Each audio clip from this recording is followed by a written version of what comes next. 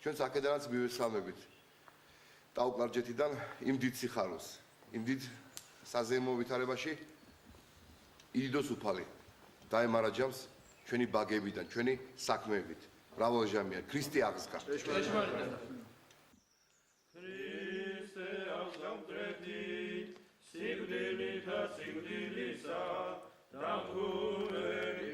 მამა გიორგი ტაბაღუა პირველი დეკანოზია, რომელმაც 4 საუკუნოვანი პაუზის შემდეგ შავშეთში, ხანძთის მონასტერში სააღდგომო ლიტურგია აღასრულა. ამაზე ოცნებაც კი ცოტა ხნის წინ შეუძლებელი იყო. მე პირადად ვერ ვფიქრობდი. ალბათ ეს არის უზარმაზარი წყალობა უდაოდ ღმერთისა რა. უზარმაზარი წყალობა არის და მადლობა ღმერთს ყველაფრისთვის. უფალი შეგვეციოს ქრისტე აღსგა. და მინდა მოგილოცოთ ყველას. ნახევრად დანგრეული ტაძრიდან გამოსული წირვა-ლოცვისა და საგალობლის ხმას მთელი ზეიმის ჩაშლა შეეძლო. საკმაოდ დიდ რისკზე წასული მოძღვრები და მრევლი, ერთი რომ დაუპატიჟებელი და რაც მთავარია მეტად არასასურველი სტუმრები შეიძლება აღმოჩენილიყვენ ადგილობრივი მოსახლეობისათვის. სწორედ ამიტომ სააღდგომო ლიტურგია დილის 5 საათზე დაიწყო. ასეთი ფრთხილი და ჩუმი ღვთისმსახურება იშვიათად თუ ჩატარებულა სადმე. უკანასკნელი წირვა ტაძარში, რომლიდანაც პრაქტიკულად საქართველოს გაერთიანების პროცესი დაიწყო 400 წლის წინ აღევლინა. 4 საუკუნის განმავლობაში გაფიქრებას კი ზედმეტი იყო იმაზე, რომ აი აქ გრიგოლ ხანძთელის მიერ აგებულ ტაძარში შესაძლებელი იყო მომხდარიყო ის, რაც დღეს ხდება. მართალია ჩუმად, ისე რომ ხმა არავინ გარეთ არ გაიგოს, მაგრამ მაინც სააღდგომო ლიტურგია ჩატარებულიყო. მერვე საუკუნეში საქართველოს ერთიანობის იდეას სულიერი საფუძველი სწორედ ტაო-კლარჯეთსა და შავშეთში ჩაეყარა. ღირსი მამის გრიგოლ ხანძთელის და მისი თანამოაზრეების ძალისხმევით უდაბური მხარე საქრისტიანოს ცენტრად იქცა. დამოუკიდებლობისა და ერთიანობისათვის მებრძოლი ხალხის სულიერად გაძლიერებაც სწორედ აქ დაიწყო. სადაც ჩვენ ვიმყოფებით, აი ამ ადგილას, ხანძთის ამ ტაძარში იშვა საქართველოს ამაღორძინებელი სული. იშვა გრიგოლ ხანძთელის მეთაურობით, მის თანამოაზრეთა მოღვაწეობით. აქ შეუდგა ამ საქმის საქართველოს გაერთიანების თესლის ჩაყრას და ფიქრობდა ასეთი მეთოდით, ცოტა უხერხულია სიტყვა მეთოდი, ასეთი პრინციპით.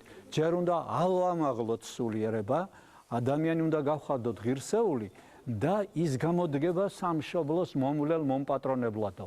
უბირი ქართველი ფიქრობდა იგი, სისხლს კი არა, ოფლს არ დაღურის წვეთს სხვათათვის, მათ შორის ქვეყნისათვის და მან ძალიან მოკლედ თქვა და მისმა თანამოაზრემმა ეს გააკეთეს იმით, რომ აქ დააფუძნეს საგანმანათლებლო კერები ამ სიტყვის ფართო მნიშვნელობით.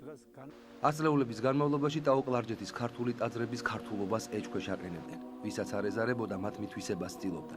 ეს პრობლემა დღესდღეობით ნაწილობრივ მოგვარებულია.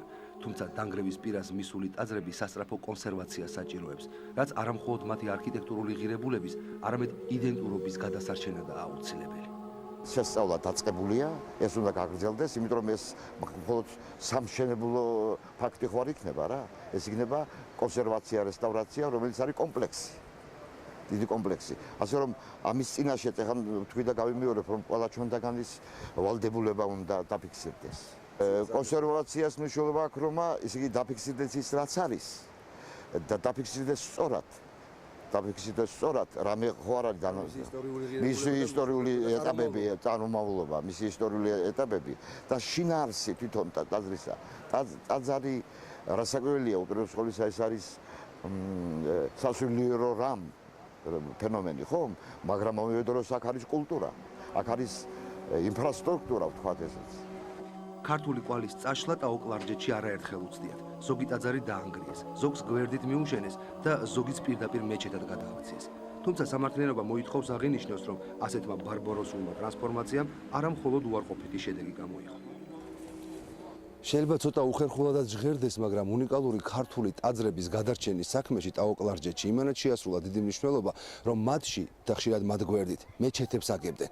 ელემენტარულად ძალიან ბევრი ტაძარი ამან აფეთქებას გადაარჩინა. ქრისტიანობისა და ისლამის ამ ერთგვარმა სიახლოვემ გადაარჩინა ოშკი, იშხანი, ხახული და კიდევ მრავალი უნიკალური ქართული ტაძარი. სამწუხაროდ ჩვენამდე ვერ მოაღწიეს ბანამ და ოპიზამ. შეგვეციოს წმინდა ღირსი მამა გრიგოლ ხანძთელი და საბაიშნელი და ყველა აქ მოღვაწე ამ კლარჯეთის სავანეში მოღვაწე მამები. ამენი იყოს. ამინ. ტაო-კლარჯეთის სიწმინდეების მონახულება და აღდგომა დღეს წირვაზე დასწრება ამ ერთგვარი სასულიერო სამეცნიერო ექსპედიციის თითოეული წევრის ოცნება იყო.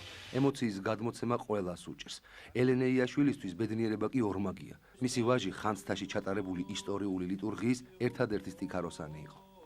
იფიქრებდი როდესაც რომ ხანძთაში წირვას დაესწრებოდი თან აღდგომას. არა, ვერც ვიფიქრებდი და ვერც ვიოცნებებდი. და როგორი განცდა არის ეს ყველაფერი? ეს არის მენით უწერელი განცდა, იმიტომ რომ ძალიან ნერვიულობ და რაც იყვებს ვერ პოულობ და ამას განიცდი და ვერ გადმოგცემთ.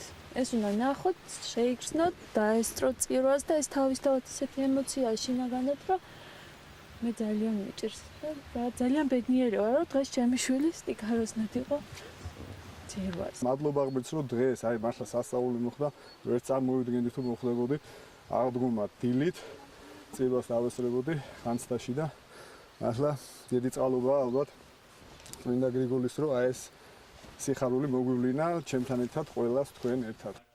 თავამად შეიძლება ითქვას, რომ დღეს დილით საქართველოსა და მის უმნიშვნელოვანეს ისტორიულ კუთხეს შორის 400 წლის წინ გაწყვეტილი სულიერი ერთობა აღდგა. ის რაც 4 საუკუნის განმავლობაში წარმოუდგენელი იყო, ბოლოს და ბოლოს მოხდა. საქართველოს ერთიანობის სიმბოლო ხანძთის ტაძარი კვლავ ქართულად აჩნდება.